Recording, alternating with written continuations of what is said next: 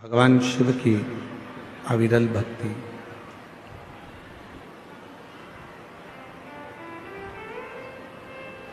कहते हैं पूरे जीवन में मनुष्य के शरीर में यदि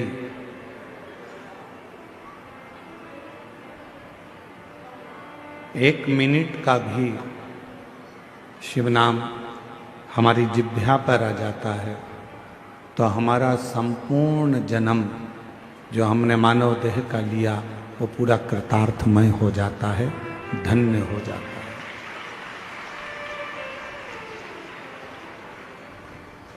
एक मनुष्य ऐसा है जो पैसे वाले को ढूंढता है।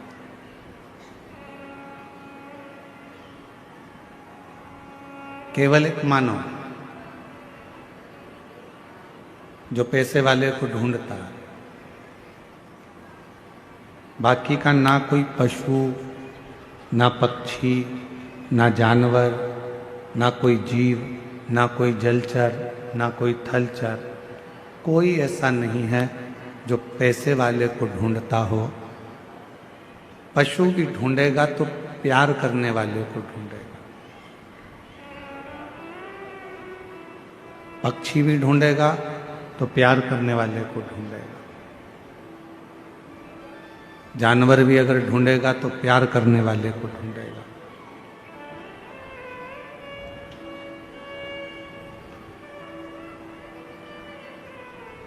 मनुष्य पैसे वाले को ढूंढता है,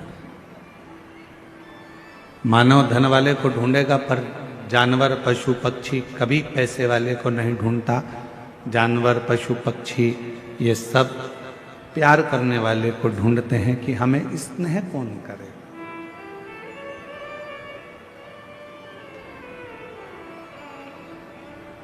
एक क्षण का यदि प्रेम किसी पशु को, किसी पक्षी को, किसी जानवर को मिल जाता है तो वह आपसे दूर नहीं जाता और आपके पास आता है।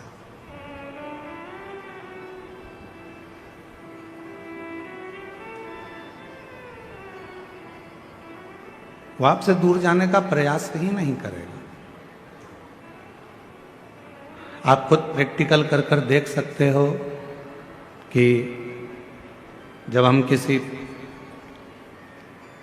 जीव को स्नेह करते हैं, प्यार करते हैं, प्रेम करते हैं, कोई छोटा सा कुत्ता भी है, श्वान है, पक्षी है, पशु है, हम उसको थोड़ा सा प्रेम देते हैं और वो पशु, वो पक्षी, वो जीव, वो जानवर हमारे करीब में आता चले जाता है, पास में आता जाता है। बिल्ली का बच्चा देखो तो बिल्ली के बच्चे को प्रेम कर लो, थोड़ा सा हाथ फेर दो, थोड़ा सा स्नेह कर लो तो बिल्ली का बच्चा हमारे पास में आएगा, फिर वो हमको ढूंढता रहेगा। श्वान को देखो, कुत्ता को, तो कुत्ता को भी आप थोड़ा सा प्यार कर लीजिए, वो श्वान, वो कुत्ता भी हमारे पास में आता जाए। क्या चाहिए इनको?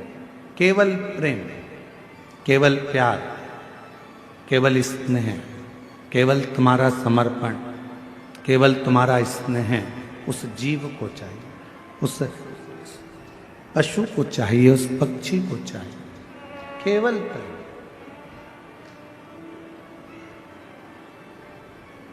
और वो प्रेम के बल पर आपके प्रति इतना समर्पित हो जाता है, प्रेम के बल पर वो आपके प्रति इतना समर्पण धारण कर लेता है कि फिर आपको दुखी नहीं देख सकता।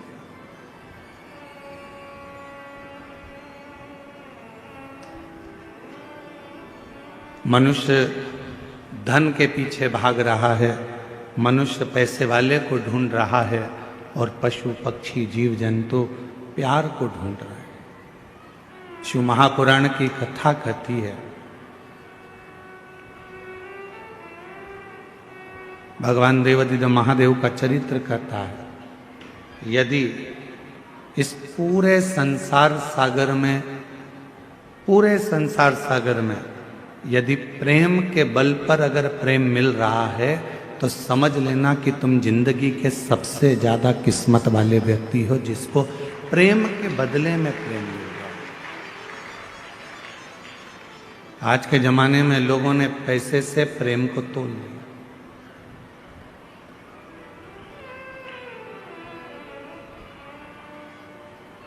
हर व्यक्ति स्नेह कब करता है कि जब मुझे फायदा कहाँ से मिलेगा, मुझे कैसे प्राप्त होगा, मुझे धन कैसे मिलेगा, मुझे प्राप्ति कैसे होगी, इससे मैं क्या लाभ ले सकता हूँ, इससे मैं क्या प्राप्त कर सकता हूँ, ये वो विचार करता है।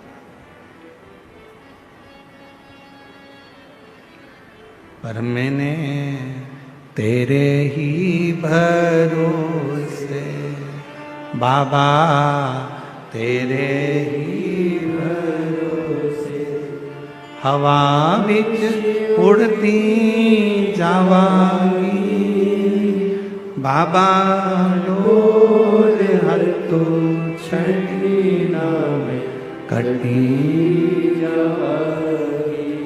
भोले मैं तेरी पतंग, शंभू मैं तेरी पतंग। शिव पुराण की कथा कर रही है, भगवान शंकर का चरित्र कर रहा है कि शिव जी का ना कोई दुश्मन है, भगवान शंकर का ना कोई द्रोही है, शंकर भगवान का ना कोई दुश्मन, ना कोई द्रोही, ना कोई घात करने वाला, ना कोई परेशान करने वाला, शंकर के सब प्रेम है।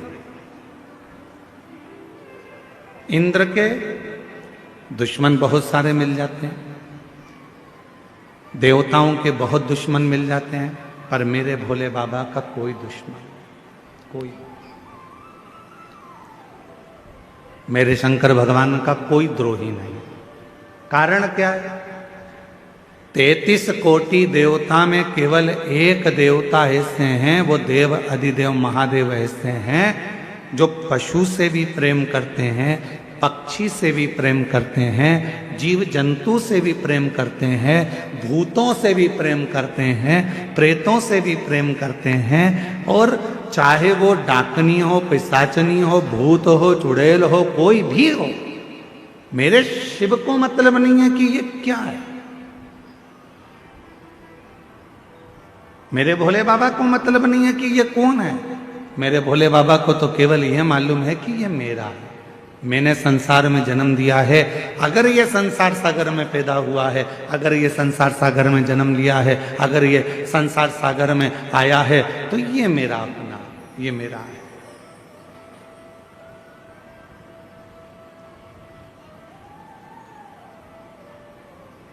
फिर इसमें कोई भेद नहीं है हमारा, ये मेरा अपना है और मैं इसका, इसमें कोई भेद नहीं। शिव पुराण कह रही है, भगवान शंकर का चरित्र कर रहा है, ऐसा कोई देवता नहीं जो सर्प को भी श्रृंगार बनाए, ऐसा कोई देवता नहीं जो राख को भी, भस्म को भी अपना श्रृंगार बनाकर अपने शरीर पर धारण कर ले।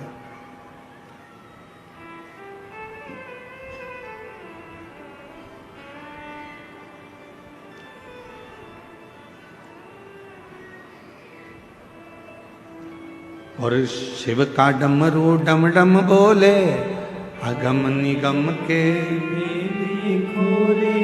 शिव का डमरू डम डम बोले, अगम निगम के भेदी खोले।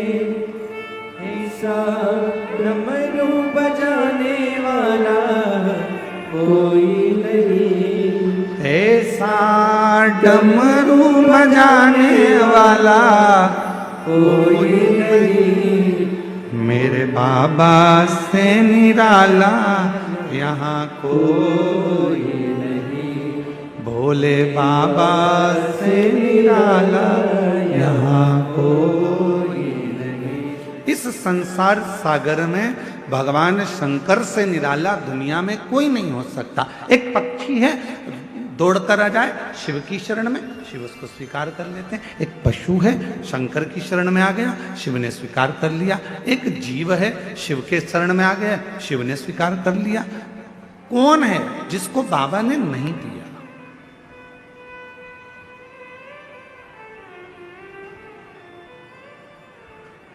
एक सुंदर कथा आती है पितरों की। एक बार सारे पितर जानते हो ना आप लोग, जम के तो बोलो, जो चले गए, प्राण छूट गए, जो चले गए, वो पितरों की गिनती में आए।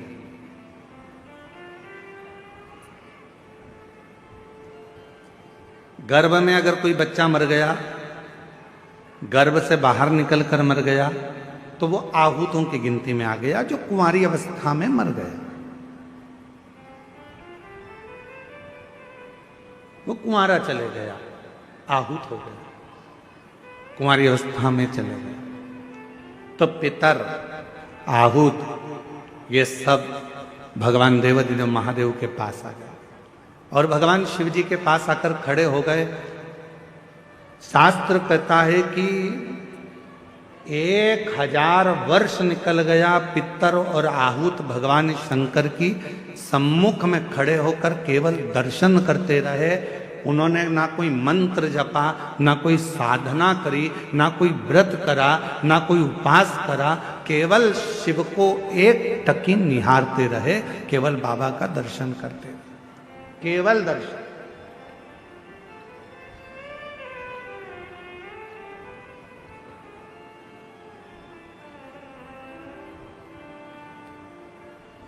कितना फल है दर्शन का, जरा देखिएगा।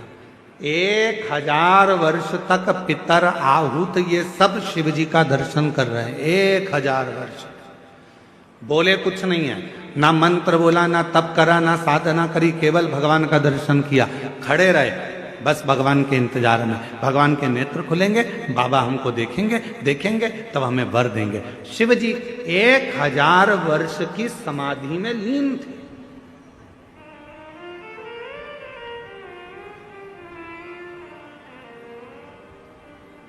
और बाबा देवाधिदेव महादेव जब 1000 वर्ष की समाधि में लीन थे, नेत्र खुले नहीं थे।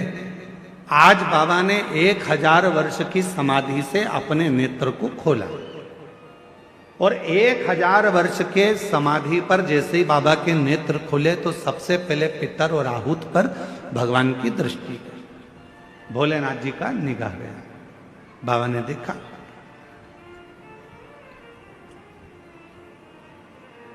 शिव जी ने पितरों को बुलाया, आहूतों को बुलाया और बुलाकर पूछा, क्यों भाई, क्या बात है, तुम यहां खड़े हो, क्या बात है? बस देवाधिदेव महादेव बाबा पूछने ही वाले थे, इतनी देर में नंदी दौड़कर आ गया। और नंदी दौड़कर आया और आते से ही भगवान भोलेनाथ जी से बोला, प्रभु आपने तो इनको अब देखा है, जितने समय से आप तप कर रहे हो उतने समय से ये बाहर खड़े होकर आपका दर्शन कर रहे हैं, इंतजार कर रहे हैं। नेत्र खुलेंगे, बाबा हमें वर देंगे, नेत्र खुलेंगे, बाबा हमें वर देंगे। 1000 वर्ष इन पितरों को हो गया, 1000 वर्ष इन आहूतों को हो गया, आपका दर्शन कर रहे हैं प्रभु, आप इन्हें वर दे दीजिए। शिव जी ने पितरों से पूछा, तुम क्या चाहते, तुम्हें चाहिए क्या? आहूतों से पूछा, तुम्हें क्या चाहिए, तुम बोलो। पितर और आहूत दोनों एक ही बात बोले, प्रभु संसार के लोग श्राद्ध पक्ष में हमको जल देंगे।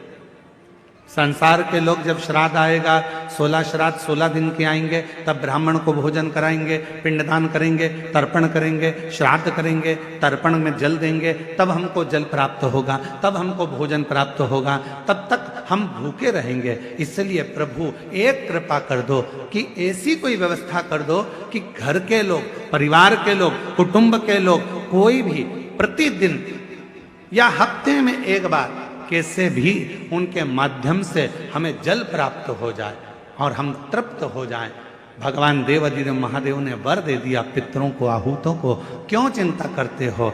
जब संसार का मनुष्य मेरे शिवलिंग पर जल चढ़ाएगा, वो जल बहकर जब नीचे की ओर आएगा और अशोक सुंदरी से स्पर्श कर कर आगे बढ़ेगा, उसी समय पर आपको वो जल प्राप्त हो जाएगा और सारे पितर और आहूत तृप्त होते चलेगा। वो जल आपको वहां प्राप्त होगा।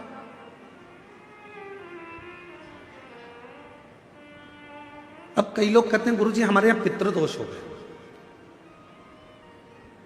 कोई कहते हैं गुरुजी हमारे यहाँ आहूत दोष हो गया, पितृदोष हो गया, हमारे यहाँ ये दोष लग गया, हमारे यहाँ वो दोष लग गया। किसी ने बताया कि हमारे यहाँ कोई टोना कर गया, कोई ने बताया हमारे यहाँ कोई टोटका कर गया, कोई ने बताया हमारे यहाँ कोई ने विद्या कर दी, कोई ने कहा हमारे यहाँ ये हो गया। शिव महापुराण की उमा संहिता कहती है जो भगवान शंकर को जल चढ़ाता है, जल चढ़ाते समय उसके जितने भी दोष हैं, चाहे पितृ दोष हो, चाहे आहुत दोष हो, चाहे वासुक दोष हो, चाहे कालसर्प दोष हो, जितने भी दोष होते हैं वो सारे दोष अपने आप समाप्त होते चले जाते हैं। और याद रखना, जो भगवान शंकर पर चढ़ा हुआ जल थोड़ा सा झेल कर लेकर आता है और अपने घर के दरवाजे पर छींटता है, दुनिया में किसी की सामर्थ्यता नहीं है कि कोई तुम्हारे ऊपर टोना कर दे या तुम्हारे को तकलीफ दे।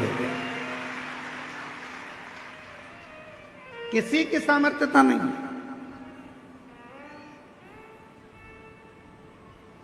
हम तो बाबा के भरोसे चलते हैं, हम तो बाबा के भरोसे चलते हैं। ये दुनिया वाले जलते हैं, ये दुनिया वाले बोलो बोलो जलते हैं, हम तो बाबा के भरोसे चलते हैं। डमरू वाले के भरोसे चलते हैं, काशी वाले के भरोसे चलते हैं, सीहोर वाले के भरोसे चलते हैं, देवघर वाले के भरोसे चलते हैं, डमरू वाले के भरोसे चलते हैं। हम उस पर आश्रित होकर चलें। जब हम पूर्ण आश्रित हो जाएंगे तो वो हमको संभाल। क्या चाहिए मेरे भोले बाबा को? ना तो मेरे भोले बाबा को तुमसे धन चाहिए, ना मेरे भोले बाबा को तुमसे दौलत चाहिए, ना मेरे शंकर भगवान को तुमसे संपदा चाहिए, ना मेरे शंकर भगवान को तुमसे कोई प्रॉपर्टी चाहिए, ना मेरे शंकर भगवान को तुमसे कोई संपदा चाहिए। कोई तुमसे कहे कि शंकर भगवान को 1 किलो भोग रोज लगाना पड़ेगा तो समझ लेना कि बेवकूफ बना रहा। कोई तुमसे कहे कि शंकर जी को 5 किलो दूध रोज चढ़ाना पड़ेगा, समझ लेना कि बेवकूफ बना रहा है। कोई तुमसे कहे कि 25 किलो घी का दिया शंकर जी को लगाना पड़ेगा, समझ लेना बेवकूफ बना रहा है। अगर कोई तुमसे कहे कि शंकर भगवान को इतना सारा प्रसाद चढ़ाना पड़ेगा तो समझ लेना कि पागल बना रहा है। मेरा भोले बाबा तुम्हारे प्रसाद का भूखा नहीं है, मेरा भोले बाबा तुम्हारे दूध का भूखा नहीं है, मेरा भोले बाबा तो केवल तुम्हारे निर्मल मन का भूखा है, सच्ची भक्ति का भूखा है और हृदय का भूखा। तुम्हारे मन से, तुम भाव से मात्र एक चावल का दाना यदि शंकर भगवान को समर्पित करते हो, शिव उसको स्वीकार करते हैं। आप 1 लोटा जल शंकर भगवान को समर्पित करते हो, शिव उसको स्वीकार करते हैं। आप 1 चम्मच में से भी आधी चम्मच यदि देसी गाय का, हमारी वेद लक्षणा देसी गाय का यदि दूध आधी चम्मच से भी आधी चम्मच यदि आप शिव को दे रहे हो, शिव स्वीकार कर रहे हैं। फिर आप केमिकल का दूध मत चढ़ाओ, थैली का दूध मत चढ़ाओ, ये इधर उधर से आया हुआ दूध भगवान को मत चढ़ाओ। आप तो देसी गाय का 1 आधी चम्मच से भी आधी चम्मच दूध अगर शिव को दे रहे हो तो शिव स्वीकार कर रहा है। यहाँ ये पूरी शिव महापुराण में कहीं पर नहीं लिखा कि 5 किलो तुम्हें लड्डू देना पड़ेगा, कि 1 किलो तुम्हें पेड़ा देना पड़ेगा, या 1.25 किलो तुम्हें चूरमा देना पड़ेगा, या 25 किलो तुम्हें दूध देना पड़ेगा। कहीं नहीं लिखा, कहीं नहीं। और आपको हमारी बात पर भरोसा जरूरी नहीं है कि सीहोर वाला महाराज बोल रहा है तो अपन इनकी बात पे भरोसा कर ले। आप तो गीता प्रेस गोरखपुर की शिव पुराण को लेकर आओ और गीता प्रेस गोरखपुर की शिव महापुराण की पोथी को लेकर आओ और अपने घर में बैठकर उसको पढ़ो। उसमें आप पढ़ोगे तो उसमें कहीं नहीं लिखा कि शंकर भगवान को 5 किलो की, 10 किलो की, 100 किलो की, 25 किलो की, 1.5 किलो की, 2 किलो भगवान को भोग लगाना पड़ेगा। ना ना ना, जो जैसी भावना लाया वो वैसा ही फल पाया। जो जैसी भावना लाया वो वैसा ही फल पाया। नहीं खाली उसे लौटाया वो मन ही मन हर्षाया। और कर दिया माला माल काशी वाले, लुटा दिया भंडार काशी वाले। ओ लुटा दिया भंडार काशी वाले, कर दिया माला काशी वाले। आडंबर में मत पड़ो। कोई तुमसे कहे कि इतना देना पड़ेगा, कोई तुमसे कहे कि हमें भगवान की ऐसी पूजन करना है, इतना रुपया जमा करना पड़ेगा, हमें भगवान की ऐसी आराधना करना है, तुम्हें इतना पैसा देना। ना ना ना ना, भगवान धन से नहीं, भगवान मन से प्रसन्न। उसकी प्रसन्नता उसका मन है।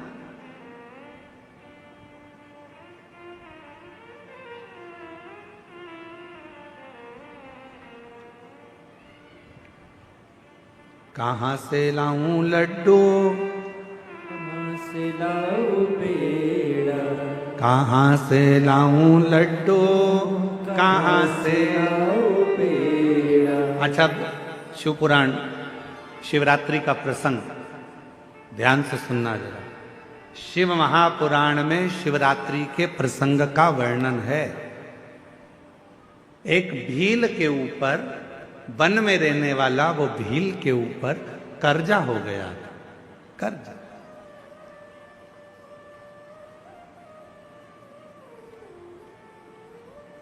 पैसे चुक नहीं रहे थे।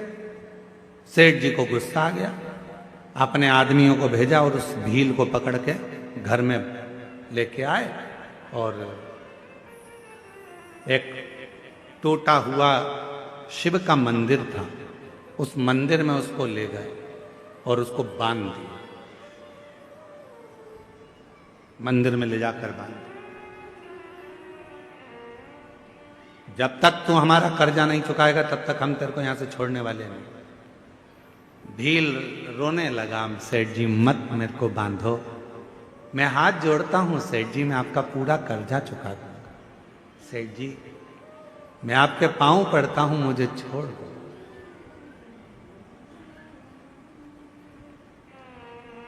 आज का पूरा दिन है, आज की पूरी रात है, कल तक मेरा कर्जा चूक जाना चाहिए। कर्जा नहीं चुका तो फिर लाकर बांध दूंगा और मारूंगा। बस वो भील की आंख से आंसू निकलते रहे। पैसा कहां से लाऊं? मैं तो थोड़ा बहुत जीव जंतु को मारकर, मांस एकत्रित कर कर लोगों का वो बेच देता हूं और उसी का धन इकट्ठा हो जाता है। अभी तो 8 दिन हो गए, रोज बन जाता हूं पर कोई जीव जंतु भी नहीं मिलता जिसको मारकर मैं उसका मांस बेचूं और मुझे पैसा मिलता है। कहां जाऊं, कहां जाऊं,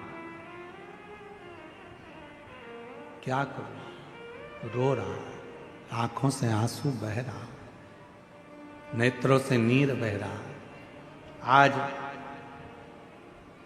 पानी की छाजल भरी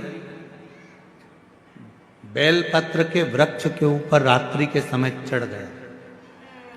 मालूम नहीं है कि आज शिवरात्रि है, उसको ज्ञात नहीं है कि आज शिवरात्रि है।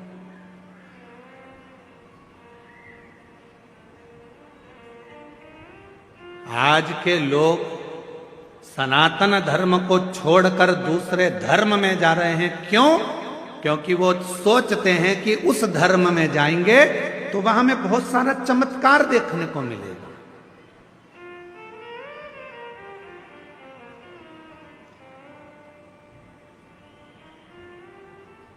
उस धर्म में जाएंगे तो हमको ना जाने थोड़ा थोड़ा कुछ अच्छा देखने को मिलेगा। उनके भगवान प्रबल हैं, उनके भगवान ऐसे कर दिए, उनके भगवान ने ऐसा। अरे भाई, हमारे शास्त्रों को अध्ययन करो, पढ़ो, सुनो, मालूम पड़ेगा कि सनातन धर्म से बड़ा दुनिया में कोई धर्म ही नहीं है, कोई धर्म नहीं। और पहले तो हम किसी को भी ये धर्म मानते ही नहीं है, हमें मतलब ही नहीं, हमें तो केवल सनातन धर्म ही एक धर्म है। बाकी का जितने भी तुमको ये नजर आते हैं दूसरे ये धर्म नहीं है, ये तो एक पंथ बना दिया है, नहीं, ये धर्म की गिनती में नहीं आते। इनको हम सनातन धर्म के अंतर लेते ही नहीं, हम इनको धर्म मानते ही नहीं।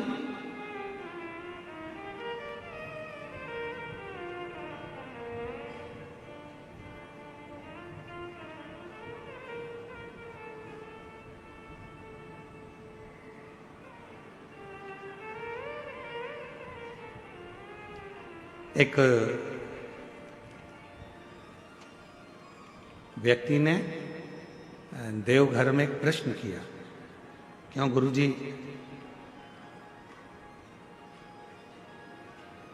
आपके सनातन धर्म में गौ माता को माता क्यों कहते हैं?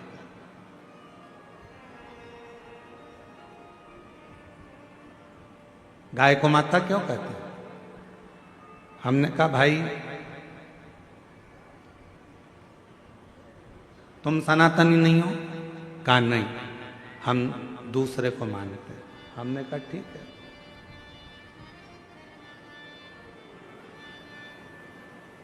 कभी हमारे शास्त्र पढ़े हैं आपने? नहीं। हमने कहा कभी मौका लग जाए तो हमारे शास्त्रों का अध्ययन करिएगा। हमारे सनातन धर्म में 7 माताओं को माता कहा गया। हमारे सनातन धर्म में 7 माताओं को माता शब्द से संबोधित किया गया। पहले नंबर पर जो जन्म देती है वो भी हमारी, जम के बोलो, माता। जिसने हमको जन्म दिया वो माता। दूसरे नंबर पर जो गुरु होते हैं और गुरु की जो धर्म पत्नी होती है, हमारे शास्त्रों में उनको भी जम के बोलो माता कहा गया। तीसरे नंबर पर हमारे गांव में, नगर में, शहर में जो ब्राह्मण रहता है, पूजन पाठ करता है, साधना आराधना में लगा रहता है, भक्ति में लगा रहता है भगवान की, उसकी धर्म पत्नी को भी हमारे सनातन धर्म में जम के बोलो माता कहा गया। तीसरे नंबर पर ब्राह्मण की जो धर्म पत्नी है उसको माता कहा गया। और चौथे नंबर पर राजा, जो नगर का राजा होता है, राज्य का जो राजा होता है, उस राजा की जो धर्म पत्नी होती है, हमारे सनातन धर्म में उसको भी माता कहा गया। महाराज, 5वें नंबर पर हमारे यहाँ जिस गौ माता ने अपने बच्चे के लिए दूध अपने थन में रखा और वो जगत का कल्याण कर रही है, उस दूध को वो अपने बच्चों के साथ साथ संसार के लोगों को भी पिलाकर उनको संतुष्ट कर रही है। भारत की इस पवित्र भूमि पर सनातन धर्म में 5वें नंबर पर उसको भी माता कहा गया है। उसको 6ठे नंबर पर धात्री। कभी कभी किसी माता के बच्चे को जन्म देने के बाद दूध नहीं आता। कभी कभी किसी माता को बच्चे को जन्म दिया माता ने और उसको दूध नहीं आता, तो वो क्या कहती है, मेरा बच्चा भूखा मर जाएगा, कोई इसको दूध पिला दो। और वो बच्चे को कोई दाई हो, कोई सेविका हो, कोई हो, और वो उस बच्चे को दूध पिलाती है। तो हमारे यहाँ शास्त्र में उस धात्री को भी माता कहा गया है, उस धात्री को भी माता। 6ठे नंबर धात्री को भी मां कहा। और हमारे शास्त्रों में, सनातन धर्म में 7वें नंबर पर ये वसुंधरा को, ये पृथ्वी को, ये भूमि को, ये धात्री को, ये वसुंधरा को, पृथ्वी को, भूमि को भी हमारे यहाँ माता से संबोधित किया गया, जो हमेशा देती रहती है, तुमसे कुछ लेती नहीं है, कुछ नहीं।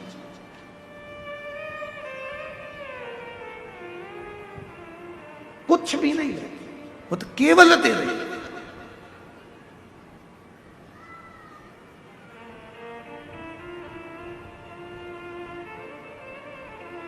उसका काम है केवल देना ही देना।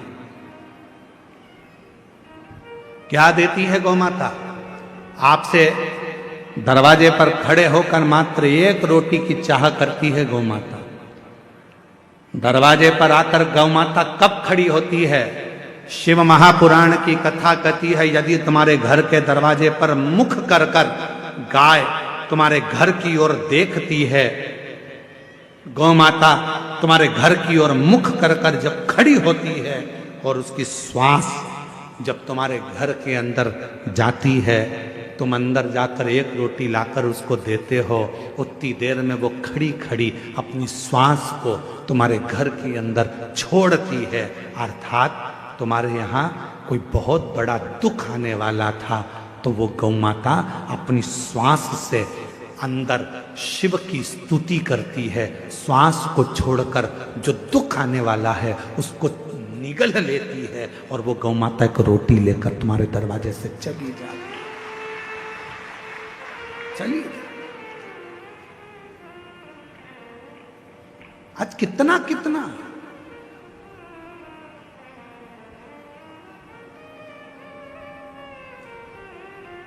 कितने संत, साधु, सन्यासी, तपस्वी, साधक, उपासक गौ माता के लिए प्रयास कर रहे हैं।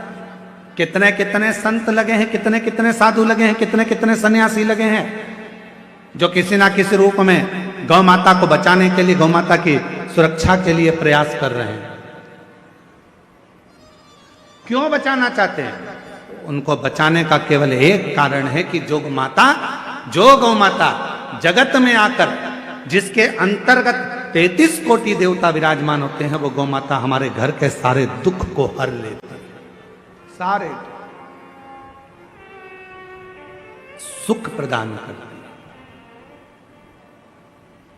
तो हमारे यहाँ शिव महापुराण की कथा कहती है, 7 माता हैं। जो जन्म देने वाली है वो भी माता है, गुरु की जो पत्नी है वो भी माता है, ब्राह्मण की जो पत्नी है वो भी माता है, राजा की जो पत्नी है वो भी माता है। गौ माता को माता कहते ही हैं, और धात्री जो दूध पिलाई है वो भी माता है। और यहाँ शास्त्र